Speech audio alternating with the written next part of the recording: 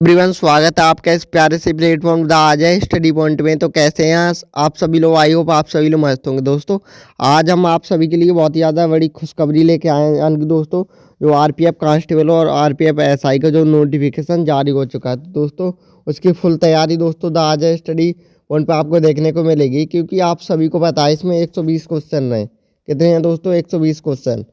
तो दोस्तों इसमें 50 नंबर की क्या रहेगी दोस्तों? जीके जीएस आने वाली है। क्या जीके जीएस, करंट अफेयर, ये सब 50 नंबर की रहेगी। प्लस दोस्तों उसके बाद 30 नंबर की क्या रहेगी? रीजनिंग, और 30 नंबर का मैथ रहेगा आपको।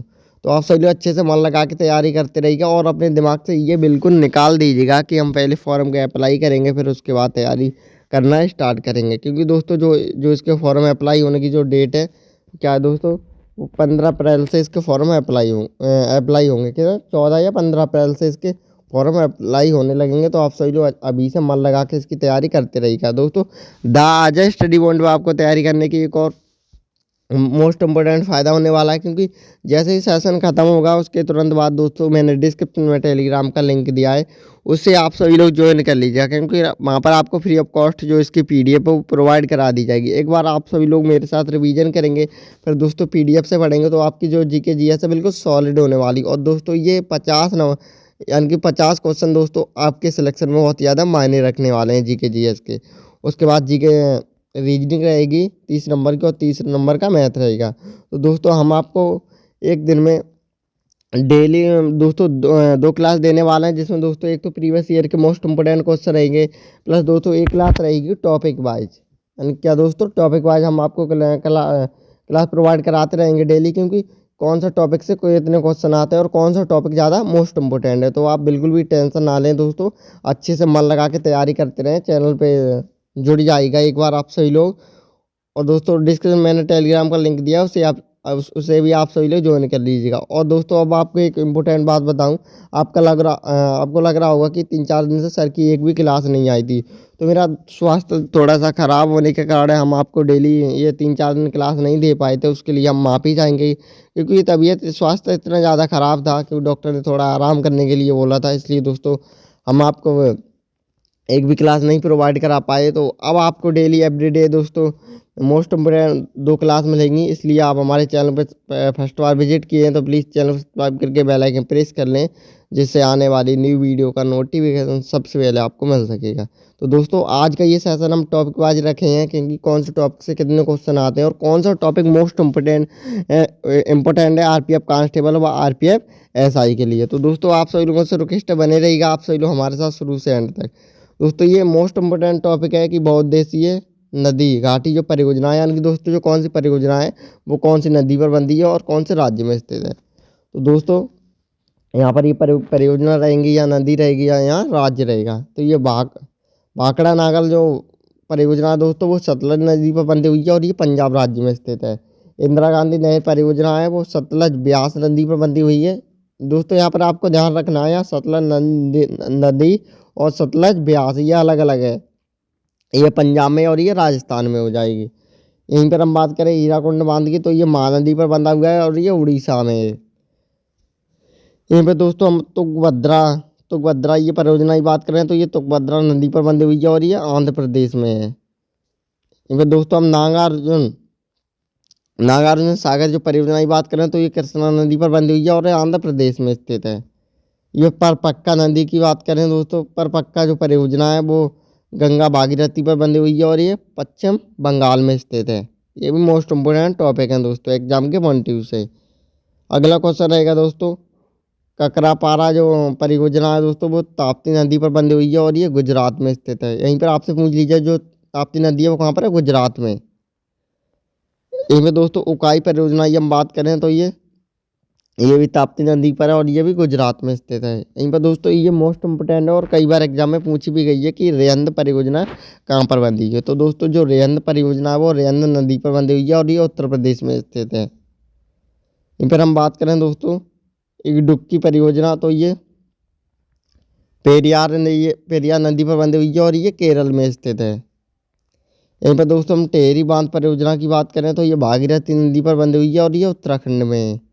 जो टेहरी दोस्तों ये एग्जाम के पॉइंट ऑफ व्यू से वेरी मोस्ट इम्पोर्टेंट दोस्तों ये कई बार रिपीटेड क्वेश्चन है और कई बार एग्जाम में पूछा गया है। यानी कि टेहरी बांध, तो ये भागीरथी नदी पर बंधा हुआ है और ये उत्तराखंड में स्थित है। यहीं पर हम कोयना परियोजना की बात करें तो ये कोयना नदी पर बंधी हुई है और ये महाराष्ट्र में स्थित है। यहीं पर हम सलाल परियोजना की बात करें तो ये चेनाब नदी पर बंधी हुई है और ये कश्मीर में है। यहीं स्वर्ण रेखा परियोजना की बात करें तो ये स्वर्ण रेखा और स्वर्ण रेखा नदी पर बंधी हुई है और ये झारखंड में स्थित है। और झारखंड की राजधानी कहाँ पर है? रांची। यहीं पर दोस्तों हम बात करें, ये भी मोस्ट इम्पोर्टेंट है कि शिव समुद्रम परियोजना है वो कावेरी नदी पर बंधी हुई है और ये कर्नाटक में, यानी कहाँ से? कावेरी यानी कि कर्नाटक। तो आपको वैसे याद रखना है दोस्तों। अगला क्वेश्चन रहेगा, मेटूर बांध परियोजना है वो कावेरी नदी पर बंधी हुई है और ये तमिलनाडु में। दोस्तों ये कावेरी नदी ये दो राज्यों से होकर गुजरती है, कर्नाटक और तमिलनाडु। ये आपको ध्यान रखना होगा और ऐसा आप कंफ्यूज ना कर दें। या फिर शिव समुद्रा जो जो नदी परियोजना है वो कर्नाटक की, आपको तमिलनाडु नहीं करना है। ये दोस्तों यहाँ पर आपको ध्यान रखना है क्योंकि ये जो कावेरी नदी है वो दो राज्यों से होकर गुजरती है। दोस्तों ये लास्ट रहेगा, तेनघाट बांध जो परियोजना है वो दामोदर नदी पर बंधी हुई है और ये झारखंड में स्थित है। तो दोस्तों ये मोस्ट इम्पोर्टेंट ये टॉपिक था दोस्तों एग्जाम के पॉइंट से, बहुउद्देशीय नदी घाटी ये परियोजना, क्योंकि यहाँ से क्वेश्चन हमेशा एग्जाम में दो क्वेश्चन मानो पूछे ही जाते हैं। यानी दोस्तों मतलब बांध के रूप में पूछ लिया जाए, यार कि कौन सा बांध कौन सी नदी पर बंधा हुआ है, या फिर ऐसे करके दोस्तों एग्जामर आपको घुमाने की कोशिश करेगा। बट आपको बिल्कुल भी कन्फ्यूज नहीं होना है, सही और सटीक आंसर को टिक करना है। क्योंकि दोस्तों आपको हम इसकी रिकॉर्ड जो PDF है वो भी प्रोवाइड करा देंगे, जिससे आपकी जो तैयारी है बेहतर तरीके से आगे बढ़ पाए। दोस्तों जो अगला टॉपिक रहेगा दोस्तों भौगोलिक स्थिति, यानी कि हमारे भारत की भौगोलिक स्थिति क्या है। तो भारत का पहले नाम क्या था, सब कुछ आपको पता होना चाहिए। तो ये रिपब्लिक ऑफ इंडिया, भारत गणराज्य, ये हमारे भारत को इस नाम से पहले जाना जाता था। ये भारत के किस महाद्वीप में अवस्थित है? तो ये हमारा जो भारत है वो एशिया महाद्वीप में स्थित है। क्योंकि यहाँ पर भारत की भौगोलिक स्थिति की बात की जा रही है, तो आपको यहाँ पर याद रखना है। यानी कि ये टॉपिक है वो एग्जाम के पॉइंट ऑफ व्यू से वेरी मोस्ट इम्पोर्टेंट है, क्योंकि आप एक भारत के निवासी हैं तो आपको भारत के बारे में अच्छे से जानकारी होनी चाहिए। क्योंकि जो हमारा भारत है वो उसका क्षेत्रफल कितना, उसका कितना % हमारे विश्व में हमारे भारत का अकेला है, भारत का कौन सा स्थान है विश्व में क्षेत्रफल या जनसंख्या की दृष्टि से। तो आपको सारी जानकारी होने वाली है आज के सेशन में। तो आपसे रिक्वेस्ट है शुरू से एंड तक हमारे साथ बने रहें। यहीं पर दोस्तों ये दोस्तों था कि भारत किस महाद्वीप में अवस्थित है, यानी कि स्थित है। तो ये एशिया महाद्वीप में, और ये भारत का सबसे बड़ा महाद्वीप है क्या? एशिया महाद्वीप, जिसमें लगभग 47 देश लगते हैं। कितने? 47 देश। और दोस्तों इन्हीं में हमारा एक भारत भी शामिल है। अगले क्वेश्चन की दोस्तों हम बात करेंगे कि भारत का क्षेत्रफल कितना है। तो ये 32,87,263 वर्ग किलोमीटर, यहाँ पे वर्ग किलोमीटर में ये नपा हुआ है हमारे भारत का क्षेत्रफल। अगला क्वेश्चन है दोस्तों मोस्ट इम्पोर्टेंट रहेगा कि भारत का क्षेत्रफल विश्व के क्षेत्रफल में कितना % है। जो हमारे भारत का क्षेत्रफल है इतना, वो हमारे विश्व के क्षेत्रफल में कितना % है? तो ये 2.43% दोस्तों, ये विश्व के पूरे क्षेत्रफल में हमारे भारत का अकेला क्षेत्रफल इतना है। अगला क्वेश्चन रहेगा दोस्तों कि क्षेत्रफल के आधार पर भारत का विश्व में कौन सा स्थान है। यानी कि दोस्तों ये क्षेत्रफल हमारे भारत का इतना है, तो क्षेत्रफल की दृष्टि से हमारे भारत का कौन सा स्थान है पूरे विश्व में? तो ये 7वां स्थान है दोस्तों। कौन सा? 7वां स्थान है क्षेत्रफल की दृष्टि से पूरे विश्व में हमारे भारत का। अगला क्वेश्चन रहेगा कि क्षेत्रफल में भारत से बड़े 6 राज्यों के नाम बताइए। यानी कि 7वां तो हमारा देश भारत है, तो मतलब 6 मतलब हमारे भारत से बड़े देश वे कौन कौन से? तो फर्स्ट नंबर पर रूस हो जाएगा, कनाडा, चीन, संयुक्त राष्ट्र अमेरिका, ब्राज़ील और ऑस्ट्रेलिया। ये दोस्तों ये वो देश हैं जो हमारे भारत से बड़े हैं क्या? क्षेत्रफल की दृष्टि से, ना कि जनसंख्या की। और जनसंख्या की तो आप सभी को पता है भी हाल ही में हमारा भारत ही घोषित हुआ है जनसंख्या की दृष्टि से विश्व का सबसे बड़ा देश कौन सा है? हमारा भारत। क्षेत्रफल की दृष्टि से बात करें तो ये हमारे भारत का 7वां स्थान है। और इससे बड़े कौन कौन देश हैं? रूस, कनाडा, चीन, संयुक्त राष्ट्र अमेरिका, ब्राज़ील और ऑस्ट्रेलिया। दोस्तों ये एग्जाम का point of very most important question है ऑल गवर्नमेंट 4 एग्जाम के लिए। खासकर दोस्तों ऐसे क्वेश्चन RPF कांस्टेबल में पूछे गए हैं। या RPF कांस्टेबल में दोस्तों ऐसे क्वेश्चन पूछे जाते हैं, तो आप सभी इनके बारे में अच्छे से डिस्कस कर लीजिएगा। अगला दोस्तों जो क्वेश्चन रहेगा कि भारत में रबी की फसल, यहाँ पर बहुत सारे बच्चे कंफ्यूज हो जाते हैं कि रबी की फसल और खरीफ की फसलें कौन सी हैं। तो दोस्तों आपको हम एक ट्रिक के साथ बताना चाहेंगे कि आगे जो है सोच, ये दोस्तों जो ट्रिक रहेगी रबी की फसल याद करने के लिए, यानी कौन कौन सी जो फसलें हैं वो रबी की फसलें कहलाती हैं और ये कब से कब तक बोई जाती हैं, कब काटी जाती हैं। तो आपको बिल्कुल बेसिक से समझाने की कोशिश करेंगे, आप सभी लोग शुरू से एंड तक हमारे साथ बने रहें। तो आगे जो है सोच, तो दोस्तों आ से हो जाएगा आलू, गे से हो जाएगा दोस्तों गेहूँ, आ गया जो से हो जाएगा जौ। यहीं पर हम बात करें दोस्तों, सो से हो जाएगा सरसों, और सोच के यानी कि चा से हो जाएगा चना। ये दोस्तों हमारे भारत में यह रबी की फसलें हैं। किसकी दोस्तों? ये रबी की फसलें हैं। अबे दोस्तों यहीं पर बात करें जो रबी की फसलें हैं, अगर आपसे पूछ लिया जाए तो गेहूँ, चना, जौ, मटर, सरसों, आलू आदि। और दोस्तों आपको कोई एग्जाम में ऐसे थोड़ी ना पूछेगा, यहाँ पर दोस्तों एक फसल का नाम दे दिया है यानी कि मटर, और ऊपर क्वेश्चन में दिया है कि रबी की फसल का नाम बताइएगा, तो आपको मटर ही टिक करना है, क्योंकि अगर आपको इनके बारे में अच्छे से डिस्कस किया है, आपने अच्छे से पढ़ा है, तो आपसे जो सही हो सटीक एकदम आंसर को टिक कर देंगे। यहीं पर आपसे पूछ लिया जाए कि जायद की फसल के बारे में हम आपसे डिस्कस करेंगे, और खरीफ की फसल, तो आप सभी लोग इनके बारे में पहले अच्छे से पढ़ लीजिएगा, फिर कहीं से भी कोई भी क्वेश्चन पूछ लिया जाए आपको बिल्कुल कंफ्यूज नहीं होना है। अगला जो क्वेश्चन रहेगा कि जायद की फसल कौन सी है, तो ये खरबूज, ककड़ी, खीरा आदि। ये दोस्तों जायद की फसल है। इसकी जायद की फसल, यानी कि दोस्तों ये लगभग 1 से 1.5 महीने में ये फसल तैयार हो जाती है। इसको जायद की फसल भी कहते हैं। अगर आपसे क्वेश्चन पूछ लिया जाए कि जायद की फसल कौन सी है, और दोस्तों इनमें से खरबूज, ककड़ी या खीरा, अगर दोस्तों इन सभी का नाम दिया गया हो तो आपको इनको टिक कर देना है। अगला क्वेश्चन रहेगा नकदी की फसलें कौन सी होती हैं। नकदी की फसल कौन सी होती है, तो ये गन्ना, रबड़, तंबाकू, कपास, सूरजमुखी आदि। दोस्तों ये नकदी की फसलें हैं। अगला क्वेश्चन रहेगा दोस्तों भारत की प्रमुख खाद्य फसल कौन सी है, तो ये चावल हो जाएगा दोस्तों इसका राइट आंसर। अगला क्वेश्चन रहेगा कि किस क्षेत्र में चावल का कटोरा कहा जाता है, यानी किस क्षेत्र को चावल का कटोरा कहा जाता है, तो ये कृष्णा और गोदावरी नदी के क्षेत्र को चावल के कटोरे के नाम से भी जाना जाता है। ये भी मोस्ट इम्पोर्टेंट टॉपिक है दोस्तों। अगला क्वेश्चन रहेगा कि भारत का सबसे अधिक खाद्य उत्पादन करने वाला जो राज्य वो कौन सा है, तो ये उत्तर प्रदेश इसका राइट आंसर हो जाएगा। भारत में सबसे अधिक कौन सी फसल उगाई जाती है, तो ये धान, यानी कि ये चावल की खेती सबसे अधिक मात्रा में की जाती है। यहीं पर बात करें दोस्तों हरित क्रांति कब आरंभ हुई थी, तो ये 1967 से 68 के बीच ये हरित क्रांति आरंभ हुई थी हमारे देश भारत में। अगला क्वेश्चन रहेगा कि भारत में हरित क्रांति के जनक किसे माना जाता है, यानी कि जो भारत के हरित क्रांति के जो जनक है वो डॉक्टर MS स्वामीनाथन को कहा जाता है। यानी कि दोस्तों ये एग्जाम के पॉइंट से वेरी मोस्ट इंपोर्टेंट क्वेश्चन है, और रिपीटेड क्वेश्चन है, कई बार एग्जाम में पूछा भी गया है। यानी कि भारत के हरित क्रांति के जो जनक है वो कौन है, तो ये डॉक्टर MS स्वामीनाथन, ये हमारे भारत के हरित क्रांति के जनक हैं। तो आप सभी लोगों से रिक्वेस्ट है सेशन को लाइक शेयर करते रहें, और अगर आपने चैनल में फर्स्ट बार विजिट किया है तो प्लीज़ चैनल को सब्सक्राइब करके बेल आइकन प्रेस कर लें, जिससे आने वाली न्यू वीडियो का नोटिफिकेशन सबसे पहले आपको मिल सकेगा। तो दोस्तों ये अगला क्वेश्चन रहेगा कि जो भारत के महत्वपूर्ण तत्व, ये दोस्तों आपको पता होना आवश्यक है कि भारत का पहले नाम क्या था, तो ये रिपब्लिक ऑफ इंडिया, भारत गणराज्य। भारत का सरकार का प्रकार, तो ये संसदीय प्रणाली के साथ प्रभुता, संपत्ति, समाजवादी, धर्मनिरपेक्ष, लोकतांत्रिक, गणराज्य। यानी दोस्तों ये हमारे भारत के प्रकार हैं। दोस्तों आपने देखा होगा अगर कोई भी अगर राज्यसभा या लोकसभा में शपथ ली जाती है तो लोग ऐसा ही बोला करते हैं कि संसदीय प्रणाली के साथ प्रभु, संप्रभुता, समाजवादी, धर्मनिरपेक्ष, यानी कि किसी भी हम धर्म का कोई वो नहीं करेंगे, लिए लोकतंत्र का हमेशा पालन करेंगे। अगला क्वेश्चन रहेगा दोस्तों राजधानी कौन सी है, तो ये नई दिल्ली। प्रशासनिक विभाग, तो ये 28 राज्य हैं और 8 केंद्र शासित प्रदेश हैं। अगर आपको कन्फ्यूज हो रहे होंगे तो दोस्तों आपको नहीं पता होगा कि दोस्तों जो तेलंगाना था वो 2014 में हमारे भारत का 29वां राज्य बना था। अब दोस्तों यहीं पर हम जम्मू कश्मीर को दोस्तों या केंद्र शासित प्रदेश घोषित कर दिया गया, यानी पहले कितने केंद्र शासित प्रदेश से 7, अब इसको 8 कर दिया गया, यहाँ पर एक राज्य कम गया है। अगला क्वेश्चन रहेगा कि आज़ादी, ये 15 अगस्त 1947 को ब्रिटिश उपनिवेशीय शासन से दोस्तों हमें आज़ादी प्राप्त हुई थी।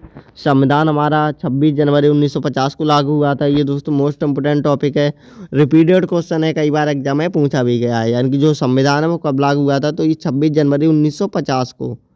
अगला क्वेश्चन रहेगा दोस्तों राष्ट्रीय दिवस। तो ये 26 जनवरी गणतंत्र दिवस के रूप में मनाते हैं, 15 अगस्त स्वतंत्रता दिवस के रूप में मनाते हैं। यहीं पर हम 2 अक्टूबर दोस्तों गांधी जयंती के रूप में मनाते हैं। और यहीं पर हम मुद्रा की बात करें तो ये रुपया हो जाएगी, यानी कि 1 रुपया यानी कि 100 पैसे, ये दोस्तों हमारे भारत की मुद्रा है। अगला क्वेश्चन रहेगा कि वित्तीय वर्ष, तो ये 1 अप्रैल से 31 मार्च तक दोस्तों ये वित्तीय वर्ष कहलाती है। अगला क्वेश्चन रहेगा दोस्तों इंपॉर्टेंट है कि आधिकारिक भाषा कौन सी है, तो ये हिंदी और अंग्रेजी है दोस्तों यहाँ की आधिकारिक भाषा है। स्थानीय मान समय है दोस्तों GST प्लस कितना समय है दोस्तों 5:23। अगला क्वेश्चन रहेगा दोस्तों मान्यता प्राप्त भाषाएं कौन सी है, तो ये 22 अनुच्छेद 343 के अनुसार ये दोस्तों ये भाषाओं को मान्यता प्राप्त हुई है। अगला क्वेश्चन दोस्तों यहाँ से हमेशा एग्जाम में क्वेश्चन पूछे जाते हैं कि करके देखा कि इनके राज्यों से होकर गुजरती है, तो ये गुजरात, राजस्थान, मध्य प्रदेश, छत्तीसगढ़, झारखंड, पश्चिम बंगाल, त्रिपुरा और मिजोरम। ये दोस्तों वो राज्य, ये वो मोस्ट इम्पोर्टेंट राज्य हैं, यानी कि 8 राज्य हैं दोस्तों, इनसे कर्क रेखा होकर गुजरती है। तो ये दोस्तों मोस्ट इम्पोर्टेंट टॉपिक था दोस्तों। यहाँ से हमेशा एग्जाम में 2 एक क्वेश्चन पूछा जाता है, तो आप सभी लोग इनके बारे में अच्छे से डिस्कस कर लीजिएगा। और मैंने आपको बिल्कुल पहले ही बताया था कि हम वो टॉपिक पर आज आपको तैयारी करवाने की कोशिश करेंगे, क्योंकि अभी आपके पास टाइम है, तो आप सभी लोग अच्छे से मन लगा के तैयारी करते रहेगा, क्योंकि अभी तो आपके जो फॉर्म अप्लाई होने में ही लगभग एक महीने से ज़्यादा का समय है। तो आप ये ना सोचें कि पहले हम फॉर्म को अप्लाई करेंगे फिर उसके बाद ही तैयारी करेंगे, ऐसा आपको बिल्कुल नहीं करना है। तो दोस्तों यहाँ पर मोस्ट इम्पोर्टेंट टॉपिक है कि भारत के राज्य, यानी कि भारत का जो कौन सा राज्य है उसकी कब गठन हुआ था, यानी कब उसकी स्थापना हुई थी। तो यहाँ से भी क्वेश्चन पूछा जाता है दोस्तों। ये फिर हम गुजरात व महाराष्ट्र नए राज्य कब बने थे, तो ये 1 मई 1960 को दोस्तों। यहाँ गुजरात और महाराष्ट्र ये दोनों एक साथ 2 नए राज्य बने थे 1 मई 1960 ईस्वी को। यहीं पर दोस्तों हम हरियाणा की बात करें तो ये 1 नवंबर 1966 को हमारे भारत का नया राज्य बना था। यहीं पर हम सिक्किम राज्य की गठन की बात करें तो ये 16 मई 1975 को ये भारत का नया राज्य बना था। यहीं पर हम गोवा जिसकी राजधानी पणजी है दोस्तों, इसमें मात्र 2 जिले हैं दोस्तों, इसकी स्थापना 30 मई 1987 को हुई थी। यहीं पर हम उत्तराखंड की बात करें जो कि उत्तर प्रदेश से अलग हुआ था ये राज्य, तो ये 9 नवंबर 2000 को इसकी स्थापना हुई थी। 9 नवंबर 2000 को दोस्तों। यहाँ पर थोड़ी मिसप्रिंट हो गई, एक छूट गया छत्तीसगढ़, तो ये 1 नवंबर 2000 को इसकी स्थापना हुई थी। कब? 1 नवंबर 2000 को छत्तीसगढ़ की स्थापना हुई थी। और यहीं पर उत्तराखंड की बात करें तो ये 9 नवंबर 2000 को दोस्तों इस राज्य की स्थापना हुई थी। एक बार हम झारखंड की बात करें, यानी कि झारखंड की स्थापना वर्ष कब है, तो ये 15 नवंबर 2000 को दोस्तों। यानी कि दोस्तों पूरी सन 2000 में यानी कि 3 नए राज्य बने थे, छत्तीसगढ़, उत्तराखंड और झारखंड। यहीं पर दोस्तों हम बात करें मेघालय राज्य की, तो ये 21 जनवरी 1972 को दोस्तों इसकी स्थापना हुई थी। हिमाचल प्रदेश का गठन 1971 में हुआ था। मिजोरम और अरुणाचल प्रदेश ये 2 नए राज्यों का निर्माण हुआ था, तो ये 1987 में हुआ था। ये भी एग्जाम का 1 से मोस्ट इम्पोर्टेंट टॉपिक था, क्योंकि यहाँ से भी एग्जाम में क्वेश्चन पूछे जाते हैं। तो आप सभी लोग बिल्कुल टेंशन ना लें, बाद में हम आपको इसकी free of cost PDF provide करा देंगे, जिससे जो आपकी तैयारी है वो एक बेहतर तरीके से आगे बढ़ पाए। अगला क्वेश्चन रहेगा कि चूका जल विद्युत परियोजना किन देशों की संयुक्त परियोजना है, बताइएगा दोस्तों। जो चूका जो जल विद्युत जो परियोजना है वो भारत और भूटान की दो ये देश हैं, उनकी संयुक्त परियोजना है, भारत और भूटान की। अगला क्वेश्चन रहेगा दोस्तों भारत की प्रथम जल विद्युत परियोजना है किन नदी पर है व कौन सी नदी पर, तो ये कावेरी नदी पर है। शिव समुद्रा परियोजना है दोस्तों। ये मैंने आपको अभी पहले ही बताया था, क्योंकि क्वेश्चन कहीं से भी आपको पूछा जाएगा, क्योंकि जो दोस्तों हमने बहुउद्देशीय परियोजना बताई थी, यानी कौन सी नदी पर और कौन से राज्य में स्थित है, तो ये जो हमने बताई थी एक शिव समुद्र जो परियोजना है वो कावेरी नदी पर स्थित है। और ये दोस्तों भारत की प्रथम जल विद्युत परियोजना भी है, जो कि कावेरी नदी पर स्थित है, और इसका क्या नाम है, शिव समुद्रम। अगला क्वेश्चन रहेगा चूका जल विद्युत परियोजना किस नदी पर स्थित है, तो ये बंगचू नदी पर है। कहाँ पर है? बंगचू नदी पर। अगला क्वेश्चन रहेगा कि भारत व एशिया की एकमात्र औद्योगिक संचय जल विद्युत जो परियोजना है वो कौन से राज्य में है, तो ये हिमाचल प्रदेश इसका राइट आंसर हो जाएगा। अगला क्वेश्चन रहेगा भारत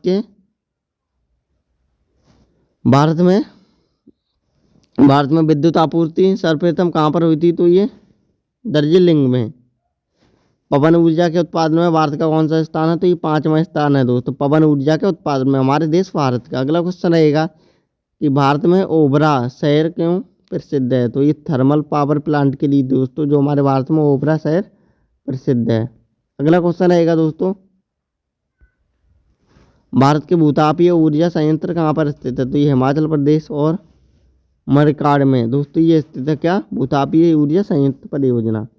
अगला क्वेश्चन रहेगा दोस्तों, इम्पोर्टेंट है कि देश के कुल विद्युत उत्पादन में ताप विद्युत का योगदान कितना होता है? तो ये 75% होता है। कितना?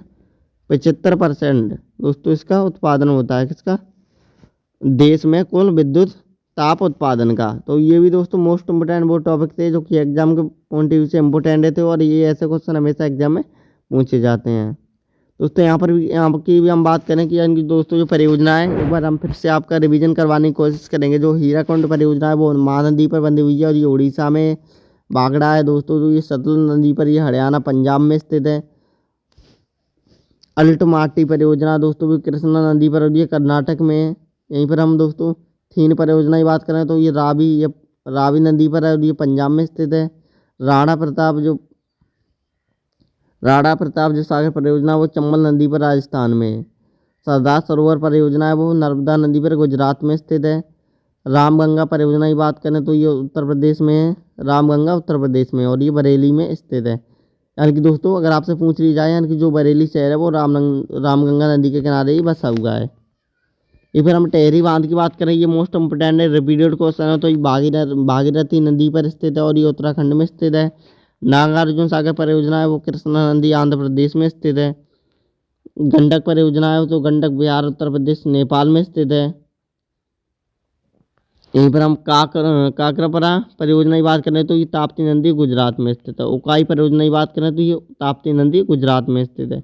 भीमा परियोजना है दोस्तों तो ये पबना महाराष्ट्र में स्थित है। सतलज परियोजना दोस्तों वो चिनाव जम्मू कश्मीर में स्थित है। तो दोस्तों ये भी मोस्ट इम्पोर्टेंट वो टॉपिक थे, क्योंकि यहाँ से हमेशा एग्जाम में क्वेश्चन देखने को मिलेंगे। तो आपसे वो से रिक्वेस्ट है, अगर सेशन अच्छा लगा हो तो सेशन को लाइक और शेयर जरूर कर दीजिएगा, और अगर आपने चैनल पे फर्स्ट बार विजिट किया है तो प्लीज़ चैनल को सब्सक्राइब करके बेल आइकन प्रेस कर लें, जिससे आने वाली न्यू वीडियो का नोटिफिकेशन सबसे पहले आपको मिल सकेगा। तो दोस्तों हम आपके इसको जो PDF है वो प्रोवाइड करा देंगे। डिस्क्रिप्शन में मैंने टेलीग्राम का लिंक दिया है, उससे आप सभी लोग ज्वाइन कर लीजिएगा, क्योंकि वहाँ पर आपको इसकी फ्री ऑफ कॉस्ट जो PDF है वो प्रोवाइड करा दी जाएगी। तो दोस्तों ऐसे ही मोस्ट इम्पोर्टेंट सेशन का देखने के लिए आप हमारे चैनल को जरूर सब्सक्राइब कर लीजिएगा। दोस्तों हम आपको previous year most important question करवाते रहेंगे, प्लस टॉपिक वाइज करवाने की फुल कोशिश करेंगे दोस्तों। तो मिलते हैं एक न्यू वीडियो में दोस्तों। हम आपको तब तक के लिए जय भारत। तैयारी अच्छे से करते रहिएगा, मन लगा के तैयारी करते रहिएगा। ये ना सोचें कि एग्जाम पहले फॉर्म अप्लाई करेंगे फिर उसके बाद हम अपनी तैयारी को आगे बढ़ाएंगे। तो दोस्तों आप सभी लोग अच्छे से मन लगा के अभी से तैयारी स्टार्ट कर दीजिएगा। मिलते हैं एक न्यू वीडियो में, तब तक के लिए जय हिंद जय भारत।